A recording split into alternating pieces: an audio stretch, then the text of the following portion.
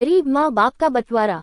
भूमिका। माता पिता अपने बच्चों की परवरिश के लिए अपनी पूरी जिंदगी कुर्बान कर देते हैं, लेकिन जब वही बच्चे बड़े होकर अपने माता पिता की जिम्मेदारी से बचने लगते हैं तो क्या बीतती है उन माँ बाप पर। ये कहानी एक ऐसे गरीब दंपत्ति की है जिनका बुढ़ापा उनके ही बच्चों ने मुश्किल बना दिया। पहला भाग, एक मेहनती जिंदगी।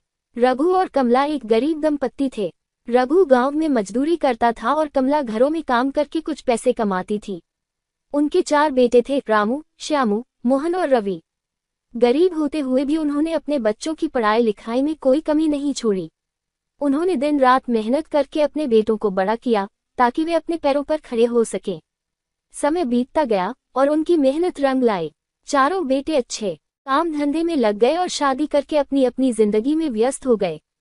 रघु और कमला को लग रहा था कि अब उनके आराम के दिन आ गए हैं, लेकिन उन्हें यह नहीं पता था कि उनका सबसे बड़ा दुख अभी बाकी था। दूसरा भाग, अनचाही जिम्मेदारी। रघु और कमला अब बूढ़े हो चुके थे। उनकी मेहनत करने की ताकत खत्म हो चुकी थी। उन्हें उम्मीद थी कि उनके बेटे अब उनकी देखभाल करेंगे, लेकिन हुआ इसका उल्टा। चारों बेटों के बीच ये बहस शुरू हो गई कि माँ बाप की देखभाल कौन करेगा। रामू, जो सबसे बड़ा था, बोला, मैं पहले ही बहुत जिम्मेदारियां उठा चुका हूँ, अब मेरी बारी नहीं है। श्यामू ने कहा, मेरे पास भी खर्चे बहुत हैं, मैं नहीं संभाल सकता। मोहन और रवि ने भी बहाने बना दिए। चारों भाइयों ने ये तय किया कि माँ बाप को हर महीने अलग अलग बेटे के पास रहना होगा। रघु और कमला ये सुनकर टूट गए। उन्होंने अपना पूरा जीवन बच्चों की खुशी के लिए कुर्बान कर दिया था, लेकिन अब वे खुद बोझ बन चुके थे। तीसरा भाग, बंटवारे की तकलीफ। पहला महीना रामू के घर में बीता।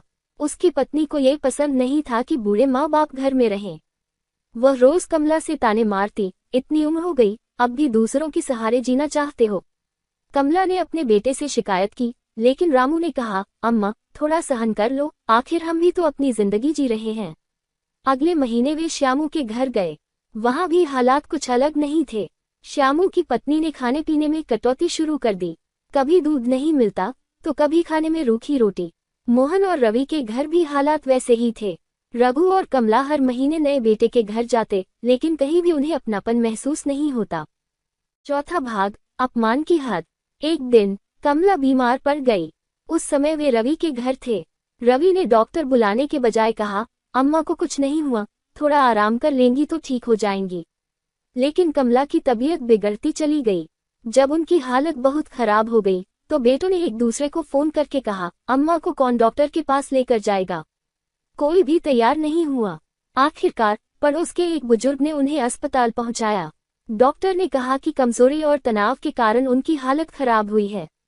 कमला अस्पताल में रोते हुए बोली, काश हमने बच्चों की इतनी चिंता न की होती और अपने लिए भी कुछ बचा कर रखा होता। पांचवा भाग, माँ बाप का फैसला। कमला ठीक हो गई, लेकिन उनका मन अब टूट चुका था। उन्होंने रघु से कहा, हम बच्चों के लिए अब बोझ बन चुके हैं, अब हमें उनके सहारे नहीं रहना चाहिए। रघु ने भी हामी भरी। वे अपने गांव लौट आए और वहीं रहने लगे। गांव में उनके पुराने दोस्त और कुछ नेक लोग थे जो उनकी मदद करते थे। एक दिन चारों बेटे गांव आए और बोले, अम्मा, बाबा, आप शहर चलिए, हम आपका ख्याल रखेंगे। लेकिन कमला ने कहा, अब हमारा बंटवारा नहीं होगा, हम जहाँ हैं यही खुश हैं। निष्कर्ष, एक कड़वा सच। ये कहानी उन माँ बाप की है जो अपनी पूरी जिंदगी अपने बच्चों के लिए लगा देते हैं, लेकिन बुढ़ापे में उन्हीं बच्चों के लिए बोझ बन जाते हैं। हमें ये सीख लेनी चाहिए कि माता पिता कोई जिम्मेदारी नहीं, बल्कि हमारा फर्ज होते हैं। अगर हम उन्हें सम्मान और प्यार नहीं दे सकते तो हमारा सफल होना भी बेकार है। माँ बाप का बंटवारा मत करो, क्योंकि उनके बिना हमारी जिंदगी अधूरी है।